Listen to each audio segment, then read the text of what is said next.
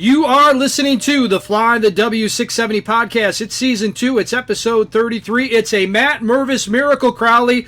Don't forget to listen, download, review, and most importantly, subscribe to the podcast. Follow us on the socials.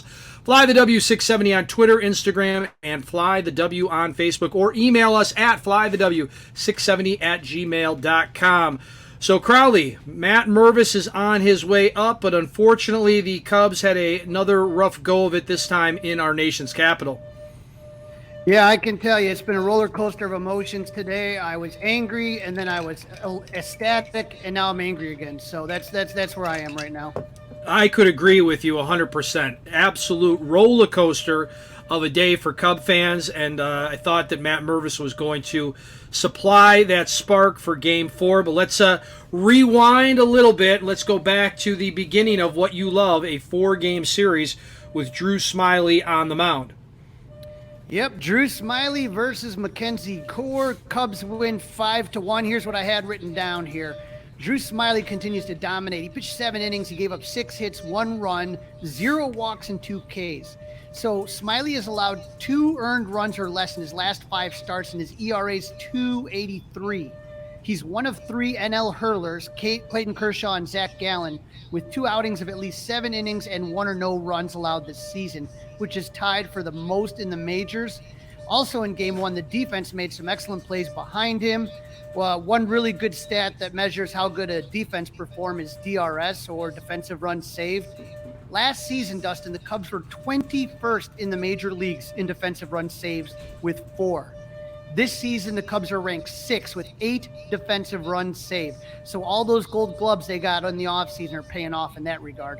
Paying off big time. Defense is not something that we have to worry about with these Cubs. Other things, yes. Defense, no. Now, the thing that I was definitely afraid of occurred the second after you get rid of you cut the catcher, right? And all of a sudden I say to myself, Luis Torrens. They cut Luis Torrens, and I said, okay, but if one guy goes down, what are you going to do? Injury to Yan Gomes, right? No explanation during the game. He's pulled in the 2nd inning, and something's wrong because him and Drew Smyly are lockstep. Tucker Barnhart's into the game. And then we find out that Yan was hit with a backswing by former Cub Jaime Candelario to end the inning. Good on Ross for kind of recognizing that right away and getting him out of the game.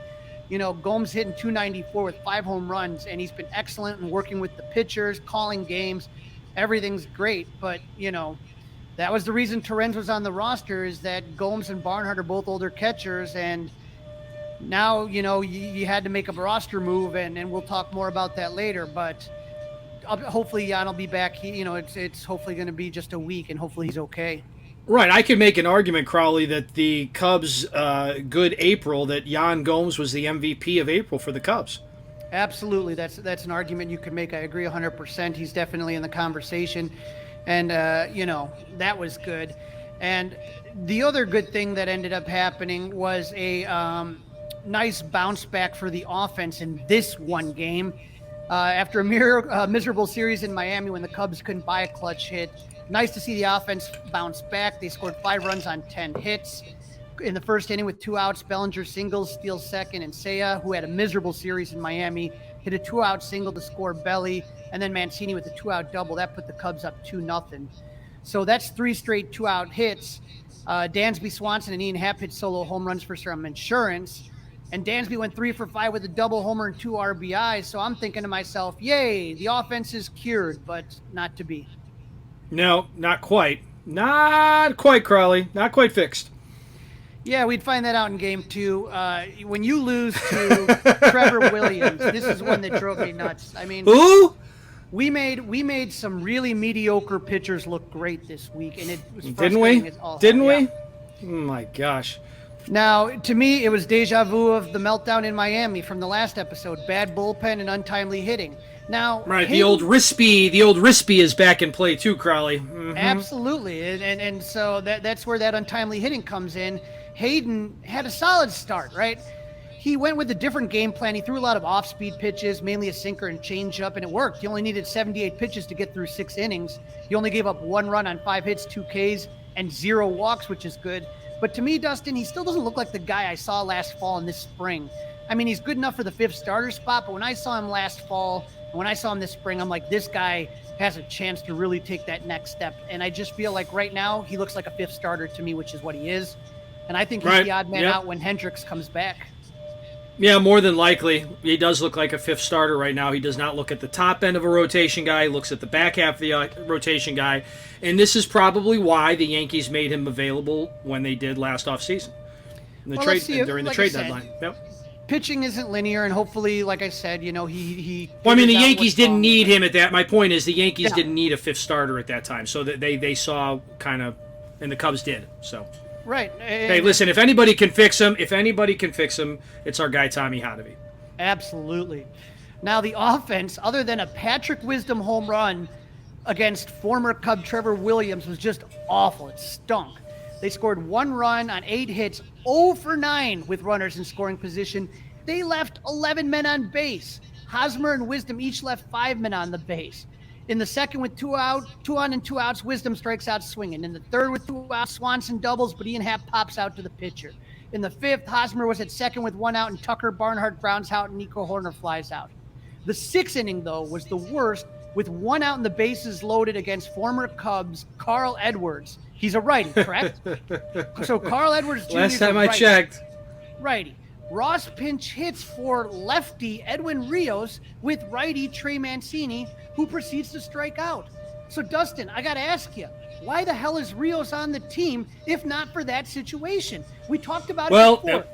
I don't think Rios is going to be on the team much longer, Crawly. That's my prediction. We'll get to that in a few minutes, but no doubt, it was a head scratcher. At that point, he was on the team for a reason, and they didn't use him for that reason. Totally agree with you. Listen, David, lots of questions for David Ross this series. Lots of questions. And that to me is one of them, is that if you're telling me Edwin Rios is not going to go to bat against a righty, then what's the point of having him on the team? It's mind-boggling. You may as well have kept the third catcher. Right. And so, it's just, and then Eric Hosmer popped out to center field to end the threat. No runs scored. I mean, that's just absolutely 1 out and the bases loaded and you can't score. In the 8th with 2 on and 1 out, Hosmer pops out and Wisdom strikes out. In the 9th with 2 outs and Swanson on second, Happ grounds out. You just couldn't do it. Not only that, Nico Horner has gone cold. His on-base streak ends at 26 games after going 0 for 5. So no good on the. Well, that was eventually going to come to an end, but yeah, I mean it's just a drastic and it was a bad 0 for 5. Not that there's a good 0 for 5, but that was like a bad 0 for 5. And the struggles are going to continue this series for Nico. The bullpen, a meltdown again in the Cubs' defeat. This time the culprit was Keegan Thompson. I'm just going to have a spin the wheel of bullpen guys that blow things, and you can pretty much be right every time, right? Keegan's numbers, but they have used the heck out of him. Well, it's just not looking good. The peripherals, Dustin, are not looking good right now. Keegan's numbers look good to start the season, but I talked about this. The walks, the barrel rate, all those things weren't sustainable. You weren't going to keep getting away with it, and now he's given up runs in each of his last 3 appearances. On 4/27 against San Diego, he went 1.1 and he gave up 1 run. On Sunday against the Marlins, he gave up the go-ahead run in the 8th that decided that game. And on Tuesday, he came in a tie game in the 7th inning, went only 1/3 of an inning. He gave up 3 runs on 4 hits, a single, a ground out, a single that Wisdom should have had a play on, and a double before he was yanked. And the Nats were hitting him hard. So you just had a lot of problems in game 2. Tons of problems. Tons. So game 3, Marcus Stroman versus Jake Irvin, a minor leaguer making his debut. The Cubs his debut, Crawly. Right. The Cubs lose 2-1. Stroman, phenomenal. Continues to pitch well. 6 innings pitched, 5 hits, 1 run, 3 walks, and 5 Ks. He lowers his ERA to 2.18, which puts him in the top 10 of all pitchers in the MLB, but he has no run support, Dustin. And I dug into the numbers. He's started 7 games. He has 2 wins, 2 losses, 3 no decisions. In those 7 games, Marcus has given up 0 runs 3 times, 1 run 1 time, and 2 run 2 times. Against the Dodgers, he gave up 5 runs. That was the bad one. But in 6 of his starts, he's only given up 2 runs or less, yet only has 2 wins on the season. Ridiculous.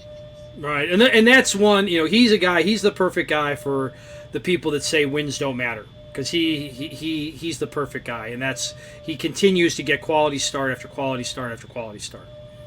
Well, how about on this one here, a AAA pitcher with a 5.64 ERA in AAA, not in the majors, in AAA, making his MLB debut, and the Cubs were able to scratch out 1 run in the first inning on an RBI single by Seiya Suzuki.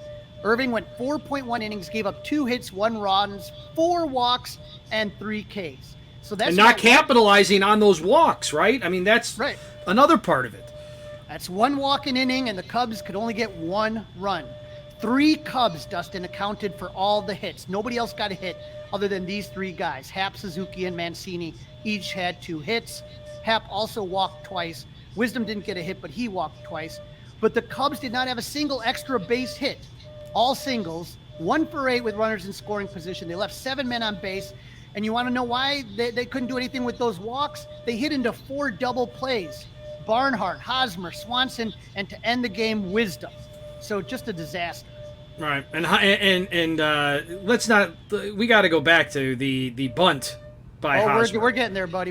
Come on, we got it. We cannot let that go. We cannot get that go. No. We cannot get, because I've never seen somebody almost bunt into a double play like that. The bullpen, miserable again. Doesn't matter who. Rucker, Boxberger, Thompson, Fulmer. Doesn't matter. Mark Leiter looked good lately, but Leiter looked good. You're right. Leiter looked good. As has Alzolay, but it was Alzolay who was charged with the loss. He gave up 3 hits, 1 run. To be fair, the first batter, Lane Thomas, hit a triple, but I thought Ian played that one poorly. It got behind him, a double at the most, but it didn't matter. C.J. Abrams and Victor Robles followed up with singles that gave the Nationals a 2-1 lead. And so here we go, Dustin. 2-1 lead, not insurmountable. Let's talk about that 9th inning. Down 1 run. Do we have to? Yes. Kyle Finnegan comes into the game. Seiya Suzuki and Trey Mancini back-to-back singles to put runners on first and second. For some odd reason, David Ross calls on Eric Hosmer to bunt. Okay, and this is where I sit here and it blows my mind here. And Megan Montemurro looked up the stat. Last time he bunted was in 2021. He's recorded 3 sack bunt appearances in 7,000 MLB plate appearances. 2021 was the last one, 2015 and 2013. So why, Dustin, would you ask somebody that doesn't do that to do that? It makes no sense. Right. Why was it? Then he could have had Nick Madrigal do it. Then Hosmer, who doesn't get the job done, he ends up on first base but doesn't move the runner to third because he basically home run the bunt. And then he pinch runs for Hosmer.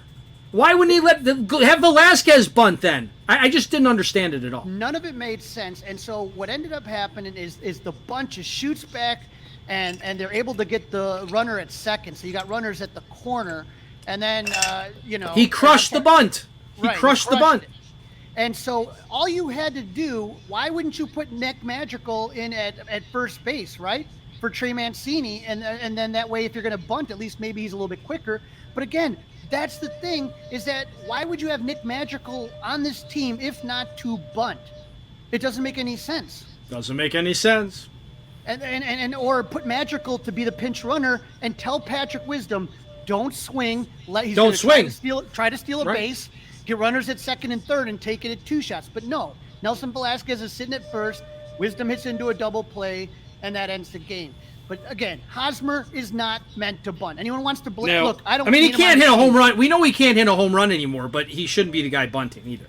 Just a disaster. I feel like that David Ross has a good bench this year and is absolutely not using it properly at all. He's coming under fire. There's no doubt about that. All right, Crawly. So today, Thursday, was the chance for the Cubs to at least split this series. And we got the news late last night following the game that Jameson Taillon was back from the strained groin and making his return to the Cubs rotation. Cubs facing Patrick Corbin, the lefty. It's Groundhog Day, Dustin. The Cubs lost 6.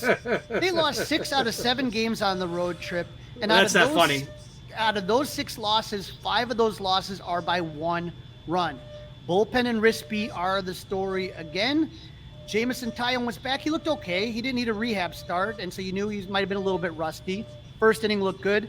Second, he gave up two straight singles and then a big 3-run homer to Lane Thomas to put the Cubs down 3-0. He then struck out the next 3 batters and got 3 more outs in the third. His day was done. A bright spot for the game, Javier Assad, called back up from AAA. He kept the Cubs in this game. He went 5 innings and gave up 2 hits, no runs, no walks, 1 K. Great to see him have a good start or a good outing. Yes, that was part of the highlight of the day. Yes. Mm-hmm. Now, just when you thought the offense couldn't get more disappointing, this is a punch to the gut, Dustin. 7 innings. Patrick Corbin, not Corbin Burns, not Shohei Ohtani, not Clayton Kershaw. Patrick Corbin came into the game 1-3 with a 5.88 ERA. And he gave up a single to Cody Bellinger in the second inning, and that was it until the 8th inning. 1 hit through 7 innings is all the Cubs could get off Patrick Corbin. Finally, they get to him in the 8th when Bellinger singled, followed by a Wisdom single. Corbin's pulled. The reliever comes in, and Mancini gets a double. Bellinger scores. Wisdom moves to third. It's 3-1. And then Nelson Velasquez strikes out. But in his first MLB game ever, Miguel Amaya hit a sac fly to make it 3-2. Good contact there. 2 outs. And Nico Corner, who's been struggling, he comes through with a clutch single. And the game is tied, and Cub fans are ecstatic. But then in the 9th, Ian Happ draws a leadoff walk, and Seiya Suzuki doubles to put runners at second and third, no outs. Now, Cody Bellinger's been doing great. We know this, right? He strikes out. So you have 1 out here and runners at second and third. Then he lets Wisdom take the at-bat, and he strikes out. And then Mancini flies out. They couldn't get 1 run with runners at second, third, and no outs. They scored 3 runs on 6 hits, but 5 of those were in the 8th and 9th inning. But Dustin, what I don't get, and help me with this here, is again, why is Nick Madrigal on the team? So you know that, okay, so go back here, okay? You got Bellinger, and he's been doing good. He strikes out. That happens. You know, you're facing a good bullpen arm. But Wisdom is a guy with a high strikeout rate. You need contact there. You don't have to worry about the double play because you have second and third. So why wouldn't you have Madrigal pinch hit in that situation? Something that hopefully David Ross was asked about. I did not see the pregame. I don't know. It's frustrating. It's frustrating. It's frustrating. Well, Brad Boxberger, he, again, is getting his turn to blow a game. The first batter he sees ends up hitting an absolute bomb, and that is a walk-off homer, and the Cubs lose 3 out of the 4 to the lowly Nationals. Really, really rough weekend. The only good news is that nobody's hurt. Seiya Suzuki's hitting okay. It really can't get much worse. They're not. They're coming home, and they're getting Matt Mervis to come with them. We can only hope for good things. You're listening to the Fly the W 670 podcast. It's episode 23. It's season 2. It's a Matt Mervis miracle, and in this segment, Crawly's talking to Alex Krutchik from the Fly the Stripes podcast to talk about the Cubs Marlins series, this time at Wrigley Field. Joining me now on the Fly the W podcast, we welcome back Alex Krutchik from the Fish Stripes podcast to talk about the Cubs Marlins series, this time at Wrigley Field. Now, Alex, I know you've had your hands full with the Braves, but we have been on a road trip from hell, got swept by the Marlins, and now lost 3 of 4 to the vaunted Washington Nationals pitching staff. Not good, man. Not good. Yeah, as bad as this week was for the Marlins, at least they get to say that they were playing a very, very good team with World Series aspirations. It is frustrating to go into Washington, D.C. these days and get beat like that. Those are the teams that you're supposed to beat up on. It was the one team that the Marlins were so great against last year. If it wasn't for if the Nationals didn't exist, the Marlins would have won 45, 50 games last year. So it stinks to not be able to take advantage of those, but you're going back to the friendly confines. Thank God, man. They've just been a disaster. Now, last time you and I talked, it was funny. We always do a little segment, who's hot, who's not. And you talked to me for your hot, you mentioned your bullpen. You mentioned Florio and AJ Puck. And I said, okay, you kind of threw me for a loop there. And I said, my not was the Cubs bullpen. And how eerie was that, you know, the Cubs lost every single game by 1 run. And in 2 of the 3 games, the bullpen coughed it up for the Cubs. It's unfortunately a very similar sight because it was kind of the same thing the Marlins dealt with last year and the year before, where you play all these, and of course it doesn't help when the team isn't great and they play a lot of close games. You put your bullpen in a position where they got to close down a lot of close, high leverage games. So I sympathize with you. It is rough to lose the game that late. Yeah, it's just been, and look, if you're telling me, you're facing a really good pitcher, that's something, but the Nationals, come on, man. You can't, our bullpen's not good, but at the same time, if our offense isn't getting any runs against mediocre pitchers, then that's kind of on us too, Exactly, yeah, especially the rotation. The rotation is definitely not the National strong suit. They don't have a whole lot of strong suits right now. But of all of the position groups, it's got to be the rotation for them that you got to jump on. Absolutely. And so, like I said, last time that we were talking, it was the Marlins took all 1-run games. And, a lot of it was kind of like we predicted, except for that game 3. We thought that it would be I thought that would be the one that the Cubs could, and it didn't happen that way. So if we look, the game starts on Friday, May 5th. It's a 1:20 start. Now, I saw you tweet out earlier. You heard the news just in the nick of time. The cavalry has been called, and Matt Mervis is coming to the majors, one of our top prospects. So very exciting for us tomorrow at 1:20. Yeah, tell me a little bit about him. I'm a little familiar with him, but what's his deal? How long has he been in the organization for? It's always nice to see guys like that get called up so early. Well, Matt Mervis was in 2020. He went undrafted. You remember it was that weird 5-round draft. And so he doesn't get drafted. The Cubs sign him as a free agent. And what ends up happening is 2021 was not that great. And then 2022, the guy absolutely killed it. He finished second with the most home runs in there, but he went from high A all the way to triple A. And every time he went up a level, his K rate went down and his home runs went up. And so we're kind of like, okay, this is and the guy just hits bombs. And so we're like, okay, who is this guy? Is he the 2021 version? Is he the 2022 version? He came out of Duke. And this year he's mashing it still. So we call him Mash Mervis, and he makes his debut. I mean, we knew Eric Hosmer was just kind of, that people think he might still be here and they may option Edwin Rios down. Don't know. But that's the question, is what move they're going to make. But the way that this offense looked the last week is just abysmal road trip. They had to do something to shake it up. Exactly. And I don't have the numbers to back this up, and I'm sure every front office is different. I've always been under the impression that when a team, the earlier in the season that a team calls up a prospect, the more valuable they see them. This isn't an August call up where half the lineup is hurt or something. This is early on. So I got to believe that the Cubs see a lot in him, and that not only do they see a lot in him, but they see a lot in him now in the present. Well, that's the thing. And so, as it comes to town, the pitching matchup's a little bit different this time. This time, game 1, Justin Steele is going up against Edward Cabrera. I think in the last series, Cabrera started against who did he start against? Caleb Killian. That was the game where we weren't sure who the TBD was. It ended up being Killian, and I guess he hadn't pitched in 10 days, and guys jumped all over him right away, 5-0. But Edward Cabrera, I mean, it was that whole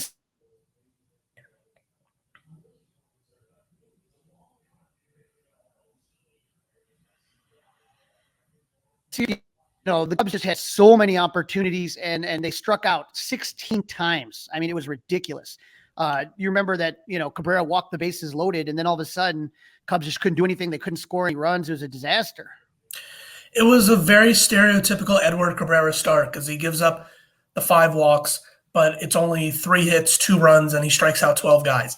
Half of those strikeouts, 4 of those strikeouts were from the curveball, 4 of them were from the changeup. Like I mentioned last week on the pod, curveball is among the best. It's him and Charlie Morton.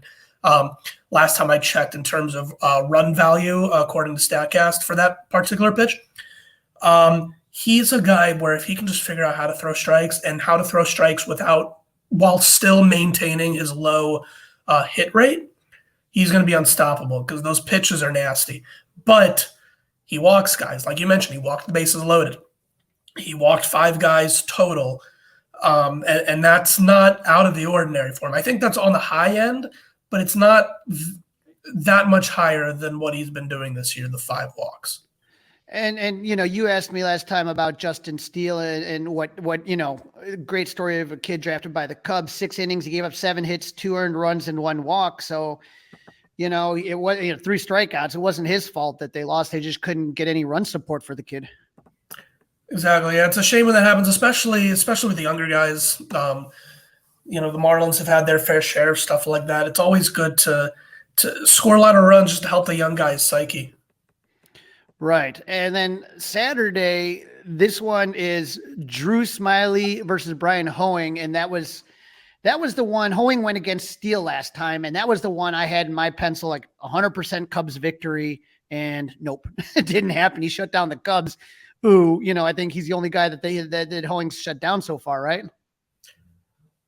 Yeah. Brian Hoeing was probably, if I'm remembering correctly, one of the more effective starters that weekend. He gave up, 2 runs or 1 run? I have it in my notes right here. He gave up 2 runs in 5 innings. And for a guy who didn't even crack the opening day roster, he's only up here because of injuries. He wasn't even their 6th option. It was Braxton Garrett is their spot starter, but there's 2 injuries in the Marlins rotation right now. So now Brian Hoeing's up here. If he can continue doing that, if he can continue giving the Marlins 3 or 4 runs with 5 innings every 5 days, that would be awesome. And then Drew Smyly, that'll be an interesting one. I didn't know that he still had this kind of performance in him, I guess. 2.83 ERA. How's he looked up there? Oh, man, it's been phenomenal. He had 1 bad game that very first start of the season, and since then he's just been absolutely locking it down. He's 3-1, 2.83 ERA. I was at the game. It was a Friday at 1:20, and he had a perfect game going all the way. God, was it the 7th or 8th? I think it was the 8th inning, man. It was 8th inning, and it was just ridiculous and as closest I've ever gotten to seeing a no-hitter, and that was a perfect game. So he's absolutely been clutch for the Cubs, and so he's looked great. The last few starts, I mean, just gave up 1 run against Washington. He gave up 2 runs against San Diego, and he gave up no runs against the Dodgers. So you guys did not have a chance to look at Drew Smyly yet. But if it's what he's been doing lately, I don't want to jinx it because I think I jinxed the Cubs the last time, the last series. But if he can keep doing what he's doing, it's going to be something else, man. That guy is special. Yeah, I won't make you jinx him, so I'll do it for you. Any Marlins fans that are listening to this pod, Drew Smyly's whip right now, walks, hits, innings pitched, it's the lowest that it's been in his career. It's 0.91, which means that in terms of walks and hits, he's giving up less than a base runner per inning. Yeah, it was one of those bizarre things where last year the Cubs had a lot of guys on, and they did it again this year, 1-year deals to flip them later. And there was 2 guys. There was Wade Miley and there was Drew Smyly, and both of them were really injured, like especially Wade Miley, but Drew Smyly as well. And so he had like no trade value at the deadline. And then in the second half, he got healthy, and my God, he just went on a run. And then this year it's just continuing. So it's weird because he didn't look that good in spring training, and that first game didn't look good. And since then it's clicked, and he has been rolling. Yeah, of course. I think that'll be one of the wild card matchups of the weekend because I have no idea which version of Brian Hoeing we'll get, and it'll be interesting to see if Drew Smyly can keep this up. Well, that's the thing. I don't know why the Cubs, I'm sure other teams say the same thing, but sometimes they struggle against pitchers they haven't seen before, and that's what I'm hoping second time around. And the fact it's such a quick turnaround, it gives you hope that maybe this time around they'll do something. The offense has got to do something. Now, the last game on Sunday, so these are all day games, all 120 as God intended, and it's 2 guys that neither team has seen. Sandri Alcantara did not pitch in the last game, and Hayden Wesneski did not pitch in the last series. So I'm looking at Sandy's numbers, 1-3, 5.09 ERA. I mean, that's not what we usually expect out of Sandy Alcantara.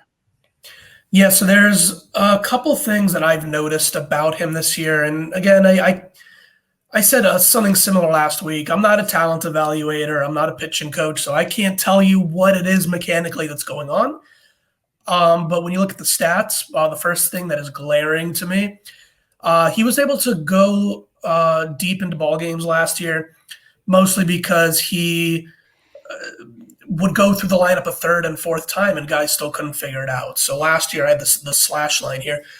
Hitters were hitting 239 against him last year, the third time through the order, with a 359 slug percentage. That is an insanely low number for the third time through the order. This year, third time through the order, hitters are batting 414 with a 690 slug percentage. First time through the order, he's doing fine. They're hitting 105 with a 237 slug percentage. So I don't know if he's being too predictable. I don't know if he's tipping his pitches. I don't know what the issue is. For some reason, the third time through the order, he just can't get it done. Against the Braves this last week, they only went 1 for 4 against him, but he gave up 3 walks the third time through the order before he got pulled. So it's that. I also think that I know he's not inducing a whole lot of ground balls. His ground ball rate has dropped by about 10% this year, so teams are hitting it a lot more in the air, whether it be line drives or fly balls. I'm sure that he's going to get back on track. He is perhaps the hardest worker in the Marlins clubhouse. I know it's a cliche. They're all hard workers, but he is head and shoulders above the rest. He's smart. He is a hard worker, both physically and mentally. And then Mel Stottlemyre, the pitching coach for the Marlins, is amazing with the players. So I am not concerned about where he'll end up this year. I'm sure he'll be fine. The only thing I'm concerned about is when will he be fine? Right. And the Cubs are going to be rolling out Hayden Wesneski. He was acquired in the Scott Efros trade with the Yankees. So he's a 2019 draft pick from the Yankees. And he came up last season in September and absolutely just blew everybody away. I was at that game that he debuted. He piggybacked with Wade Miley, actually, and it just was nuts. The guy comes out there and just absolutely rocked it.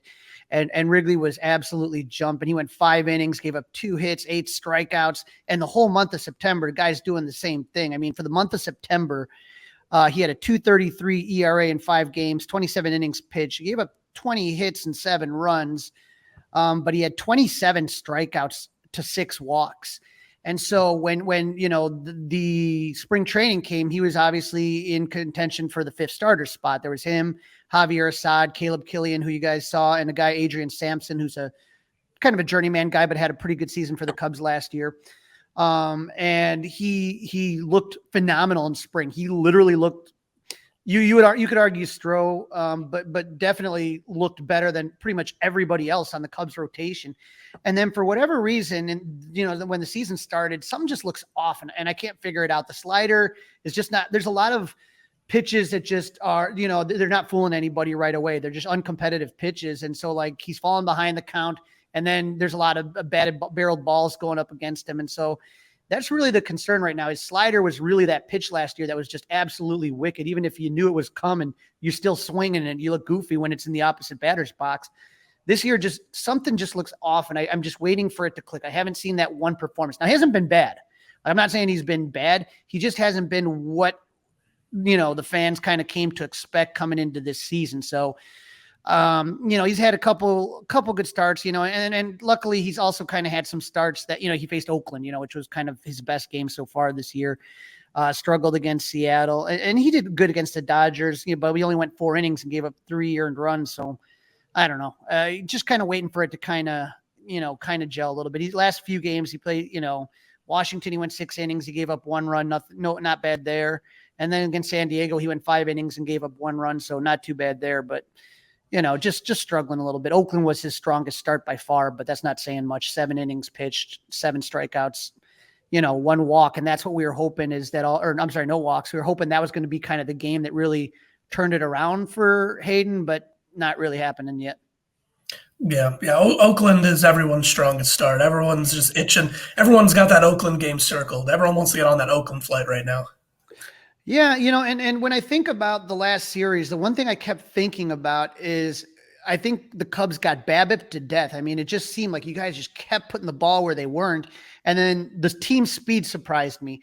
Like it just, I don't know if you guys still are stealing bases like crazy, but that was just something that like, oh, every time you got a hit, it just seemed like hit, stolen base, another flare, and then that's a run. It was like, come on. It was like, these 70-mile-per-hours off the bat. And, it wasn't like our guys were getting rocked or anything like that. It was just, I don't know, man.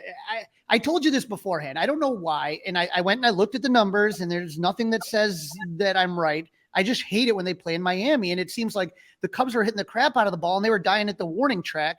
And your guys were going like 60 miles per hour, and they were going right in between the infielders and the outfielders. The Marlins have definitely built a team this year that is more focused on just putting the ball in play, which I think works to their strength. Whether it be bad luck or bad development, they just haven't been able to develop a whole lot of power hitters here the last few years. So I think that they have finally leaned into that. I think they finally leaned into, okay, instead of power, just put the ball in play. And when you have a roster like this, and when you play in a ballpark like this, it works out a whole lot better. In order to consistently hit home runs in that ballpark, you have to have generational power. Like Giancarlo Stanton, even Marcell Ozuna when he was down here. And they haven't had that in a while. Even guys that have power, but it's not generational, I would say, like Garrett Cooper. Like, he's not going to hit 40 home runs at Marlins Park. So they have definitely – it's not all in your head. They definitely made it an emphasis to develop players and to acquire players that just hit line drives, put the ball in play, and we will go station to station. And see that's hurts us as far as the bullpen is concerned, because the bullpen, we don't have a lot of strikeout guys, a lot of pitch to contact guys. And so it's like, that's all you need is just that, again, a flare, stolen base, and another flare, and that's a run. And in those close games, that's what happened. Now, as it comes to Wrigley, we're about to finally get back into some warmer weather again. We've had some really cold, miserable weather up here. And so the games are looking like they're going to be in the low to mid 70s. So I think that as bad as this road trip was, and again, 1-6 versus, no offense, the Marlins and the Nationals, and you can only get one win out of all of that. And it felt like the Cubs were rolling. Cubs are coming back, licking their wounds. And hopefully this is what the Cub fans are hoping for, is that Matt Mervis provides that jolt, that energy. There's going to be a lot going on at Wrigley Field this weekend, celebrating the 25th anniversary of Kerry Wood's 20K game. Matt Mervis up there. There's an autograph signing outside of Wrigley with Kerry Wood. I think it's just, I think the atmosphere, the first bobblehead giveaway, we have these great bobbleheads this year. I think the energy at Wrigley this weekend is going to be rocking, but I really, to me, and again, it's where I'm nervous because Cabrera had such a good start last time. If all of a sudden the Cubs start really struggling with runners in scoring position like they have all road trip, I think the crowd's going to kind of get down quickly. So that game one to me really is going to be a tone setter. Yeah, and you mentioned the weather. How is the weather up there? Is it starting to warm up? And what's the wind situation up there as well? Because I know there's a certain time of year where the ball goes out to the outfield. There's certain parts of the year where it just swirls around. It's always unpredictable. So we are going to be in the 70s this weekend, chance of rain Sunday, but the wind is always kind of bizarre. Usually in the early months, April and May, the wind blows in, the hawk wind off Lake Michigan, and that's where you just aren't getting home runs.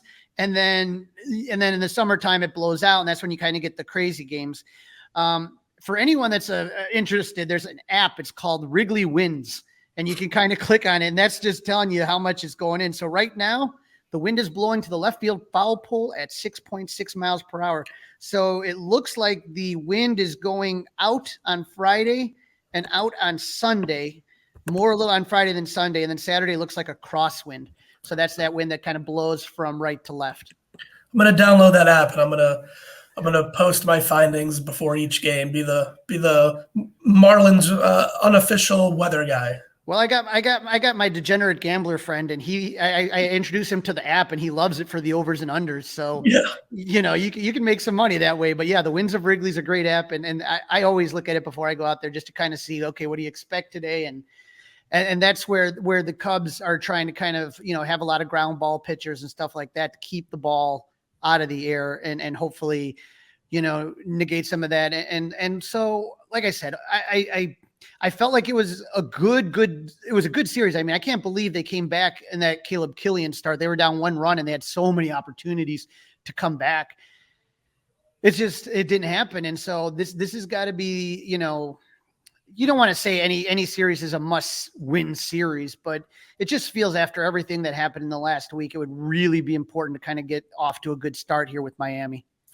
Exactly. No, you're right in terms of momentum, because mathematically it's not a must win series for either team, but in terms of spiraling, you definitely don't want to go 1-6 against the Marlins and the Nationals and then lose another series to the Marlins. And I'm sure the Marlins think the same way. They don't want to get swept by the Braves and then go in and lose to the Cubs or get swept by the Cubs. It's one of those things where, again, not mathematically a must win, but you don't want to spiral this early.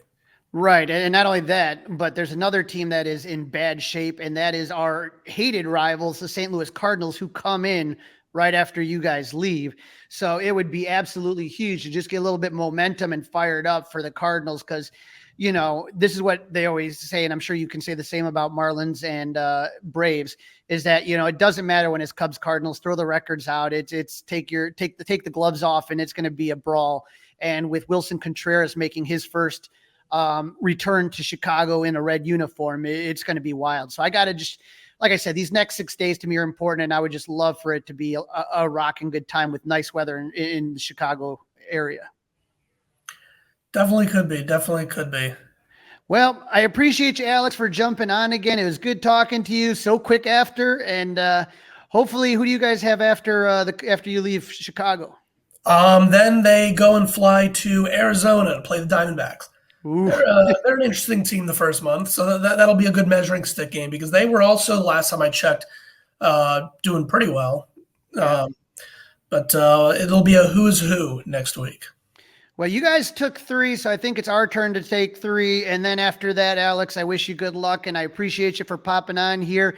And who knows, stranger things can happen in baseball. Maybe we have a postseason show. We'll see how it goes. All right? Sounds good. Thank you for having me on again, Paul. Yep. Alex Krutchik from the Fish Stripes podcast. Thank you so much, Alex.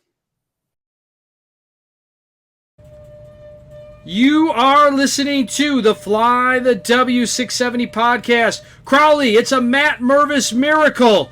Let's find out how the Cubs sit right now in a division that they could be doing much better in, because this division right now, Crawly, is not very good. Well, Dustin, I mean, the frustrating thing about this is, as bad as the Cubs have been, the whole NL Central has been struggling. And that's what's driving you nuts right now, is because this was an opportunity to make up some ground here, right? And right. So the Cardinals just got crushed. They just got crushed at home by the Angels. And swept. And Tampa Bay absolutely crushing on Pittsburgh. So if you take a look there, St. Louis, this is gleeful for me. The only thing, this is 10-22. They're on a 6-game losing streak. They are 1-9 in their last 10. So I guess it could always be worse. But Cincinnati is in 4th place. They are 13-18, 3.5 back. They're 6-4 in their last 10. But the Cubs are now 1 game under 500 of 15-16, 1.5 games back. And then Milwaukee stays at 2nd at 18-12, and Pittsburgh at 20-12. But Pittsburgh's on a 4-game losing streak. Milwaukee's on a 3-game losing streak, and the Cubs are on a 3-game losing streak. So you could have been essentially tied with the Brewers if you just would have done your job against Washington, but you didn't. If. That's a lot of ifs for the Cubs, Crawly, right now. Lots of ifs. Absolutely awful. So no good on that there. And so it really was one of those things where there has been tons of injuries and rosters. We'll start with 5-2 on 5-2 on was it Monday? Ryan Barucki was designated. Tuesday. That was Tuesday. Sorry. He's designated for assignment because you need to call up Miguel Amaya. Barucki was the left-handed bullpen arm to replace Brandon Hughes, who went on the IL. But once Yan Gomes took that backswing to the head, Amaya, who at one time was looking to be the heir apparent to Wilson Contreras, gets tapped. Now, with Amaya, he was named to the Futures game in 2018 and 2019. The future's looking bright for this kid. Then pandemic shuts everything down in 2020, no minor league season. He has a forearm strain. It's going to lead to Tommy John surgery in 2021. He's played in just 63 games, only 12 of them behind the plate in the past 3 years. And that, I mean, 12 appearances by 12 games behind home So he's got fresh legs, Crawly. He's got fresh legs for a catcher. This is the thing that scared me is you just didn't have catching depth if something happened to one of the two guys. So that's one of the things they wanted to see Amaya in the Arizona Fall League, but he had a fracture in his left foot. So he's back, and so, good to see. On Wednesday, Luis Torrens was traded to the Baltimore Orioles for a cash consideration, and Yan Gomes was placed on the 7-day concussion injured list, retro to 5-2. He's eligible to return 5-9. Javier Assad was recalled from AAA. But this is the one I don't get, right? We talked about why Torrens was on the roster with two older catchers, but now that he that one of them's concussed, why would you trade him for money? It doesn't. I don't get it. I really don't. Well, they must believe in what Amaya's doing down there. That's why, and he looked okay today. I'm just telling you. Then what was the purpose of having him this whole time when you could have had someone else? I don't disagree. Okay, that's what I'm trying to figure out. I don't disagree. Right, it's a good question. Listen, we've got Carter Hawkins on with Mully and Haw on Wednesday, and maybe that's something we can get to. Please ask him why Luis Torrens had to have a roster spot, but then the second you actually needed a backup catcher, you didn't want him. That illogical to me. The entire month, people wanted Torrens cut, and now you need him and you don't want him. So okay. And then today, Jamison Tyone was activated on a 15-day injured list. Pitcher Jeremiah Estrada was optioned to AAA. And I guess this was part of the reason, Dustin, why I was so negative about Mervis or Morel being called up. I just don't see Ross using these guys. What was the point of having Estrada up? He played in 3 games. He did mop-up duty on 421 on that 13-0 victory. His next game, he put out the fire that Caleb Killian started. In that start, he came in and he shut things down and had a pretty good outing. He went 1.2 innings of work, 2 hits, 2 Ks, 1 walk. It was intentional. He gave up a single that led to a run being scored. But his last outing was on Tuesday when he pitched 1 inning in the 8th with the Cubs losing 4-1 after Keegan Thompson gave up 3 runs. He didn't give up a run. He gave up a hit, a walk, and he struck out 1. So, I mean, I didn't feel like I got to see what Jeremiah Estrada had at this level. And it's not the only thing I can figure, Crawly, is that he's got more options than other guys, and maybe it's an options numbers game.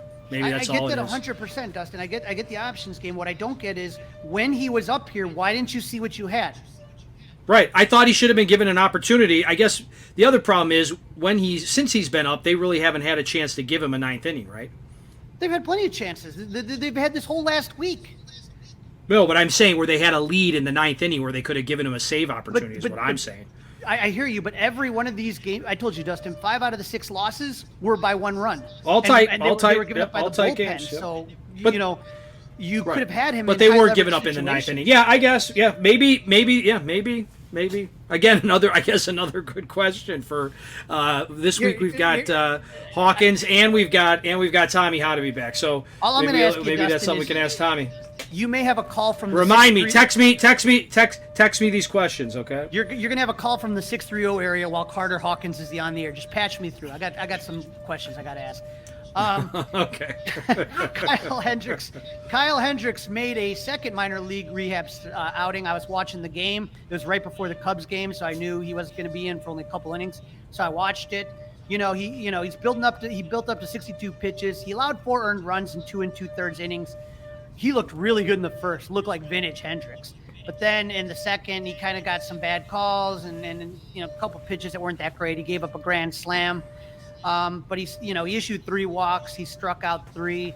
But I liked what I saw from Kyle Hendricks. Again, going to take a little time. Hopefully everybody will be patient. I know that's not everybody's strong suit. But who doesn't have to be patient anymore is Matt Mervis. The big news breaking today. And Dustin, I found it hilarious that the news breaks like right after the 3-run home run and the Cubs are absolutely tanking.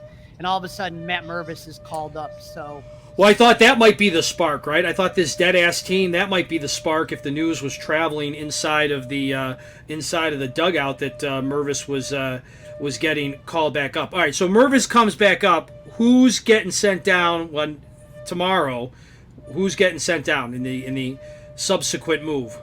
That's the question, because somebody's gonna have to go down. And I mean, so you have We talked about the third baseman, the lefty, who absolutely Edwin Rios, who has options. So he has. That's options. my guy. That's my guy. That's who I think is going down. I'm trying to figure out the third base, first base stuff. How many third base, first base guys do you need on this team? It doesn't make a lot of sense. Well, their two third basemen right now are Patrick Wisdom and I guess Madrigal. Okay, so you're going to go with those two, and you're going to let go of Rios, and you're going to keep Hosmer. I think you have to do that because Hosmer had other options, and it would be bad on the organization to just let him go after he picked the Cubs. I think they're kind of stuck. I think they're kind of stuck right now, unless they can convince him of some kind of little funky injury, right? Like he's got a tight butt cheek muscle, he's got a sore shoulder, something like that. Because I don't want to see Matt Mervis, rotting on the bench. Hosmer can rot on the bench, not Matt Mervis. I'm just telling you, Dustin, I don't want to see anybody rotting on the bench because there's no need to. You need all hands on deck. This team is a lot better than, I know everyone's frustrated, and they've lost a lot of close games. But these games might not have been close if you had better players on your roster. Or if they were used potentially at the better time, right?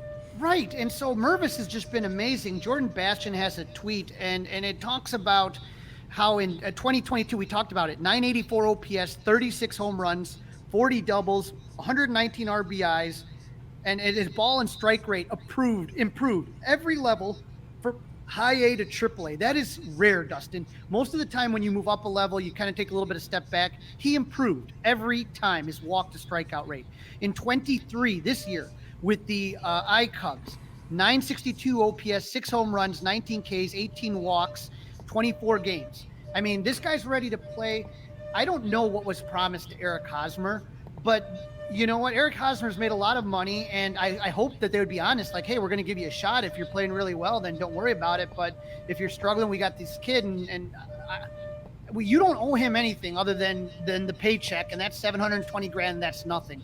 So I am of the mindset of, no, I mean, I don't want these guys up here. I'm just trying to figure out.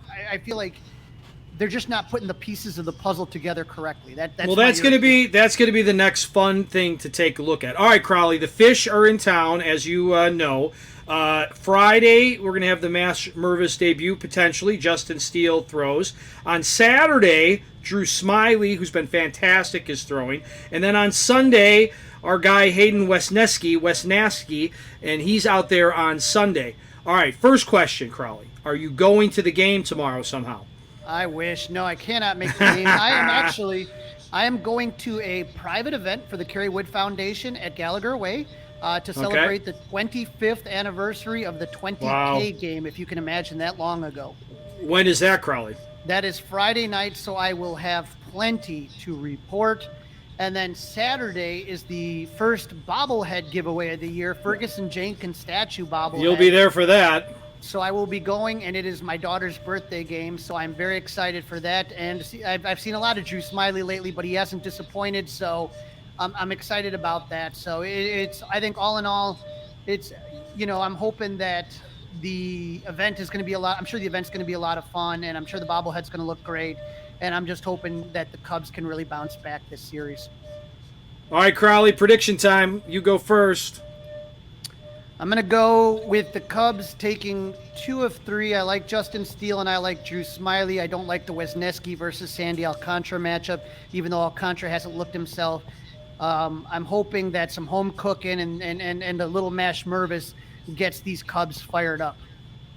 Crawly, I think you're right on it as usual. I am agreeing with you 100%. Cubs take 2 of 3. So that's a wrap. Don't forget to listen, download, review, and subscribe to the Fly the W podcast. Follow us on the socials, Fly the W on Facebook, Fly the W670 on Instagram as well. Email us, flythew670gmail.com. Watch us on YouTube by subscribing to the 670 The Score YouTube channel. Crawly, have a great weekend. Happy birthday to your daughter, and good luck getting that bobblehead. Hey, I'll get that bobblehead. Don't you worry about me. Now let's get some W's. Go Cubs!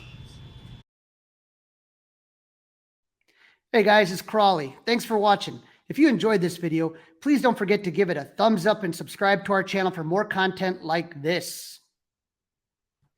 If you want to see more of our videos, be sure to check out our playlist and let us know what you think in the comments below. Also, don't forget to follow us on social media to stay up to date with our latest episodes. Links are in the description. Thanks again for watching, and we'll see you in the next video. Go Cubs!